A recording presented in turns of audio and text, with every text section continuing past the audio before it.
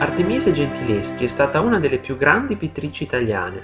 È considerata un'artista di scuola caravaggesca per le sue pennellate che riprendono lo stile del grande Michelangelo Merisi. Fin dalla più tenera età, Artemisia viene educata all'arte dal padre, il pittore toscano Orazio Gentileschi.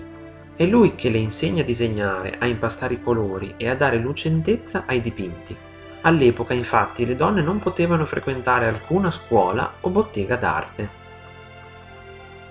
Artemisia vive la sua giovinezza in un ambiente ricco di stimoli artistici come quello della Roma del XVII secolo, resa grande dall'arte barocca. Il padre, inoltre, pare fosse amico del Caravaggio che, stando alle cronache, spesso si recava nella bottega di Orazio per prendere in prestito strumenti di lavoro. Non è escluso che Artemisia conoscesse di persona il grande artista. Benché giovanissima e in un settore dominato dagli uomini, Artemisia riesce a mettersi in mostra con le sue opere, tra tutte Susanna e i Vecchioni. La sua vita cambia però bruscamente a 17 anni.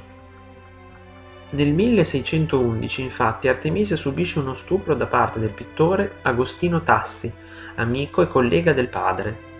La ragazza non denuncia subito l'artista, in quanto il Tassi le promette di mettere a tacere il delitto con un matrimonio riparatore, uno dei modi con cui all'epoca era possibile restituire dignità a una donna violata.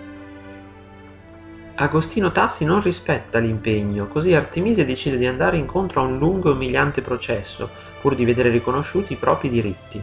Nel corso del dibattito, la difesa tenterà in tutti i modi di screditare la ragazza, che sarà costretta a sottoporre la sua testimonianza alla dolorosa e pericolosa prova dello schiacciamento dei pollici.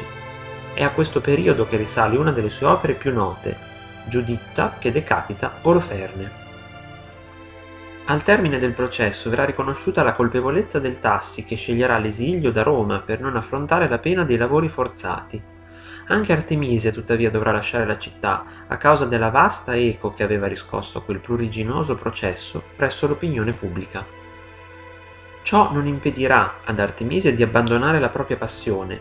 Nel 1614 l'artista si trasferisce a Firenze, dove viene accolta presso l'Accademia delle Arti del Disegno, prima donna a ricevere questo privilegio. Negli anni fiorentini realizza alcune delle sue opere più celebri, che hanno come tema essenzialmente donne coraggiose, determinate e dedite al sacrificio come le eroine bibliche. A questo periodo risalgono la conversione della Maddalena e la Giuditta con la sua ancella.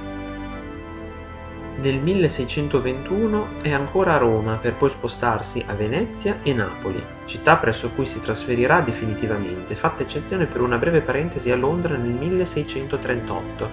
In quell'anno infatti decide di raggiungere il padre presso la corte di Carlo I nella città inglese. Dopo lunghi anni quindi Artemisia e suo padre sono un'altra volta insieme per lavorare a un nuovo progetto. Durerà poco, il padre morirà improvvisamente un anno dopo. Artemisia muore nel 1653, lasciando in eredità i suoi capolavori e la consapevolezza che non si può rinchiudere il talento in recinti sociali che servono solo a reprimere la capacità di esprimere se stessi. A lei sono dedicati film e libri, come il romanzo Artemisia di Alexandra Lapierre e il film Artemisia, passione estrema di Agnès Merlet.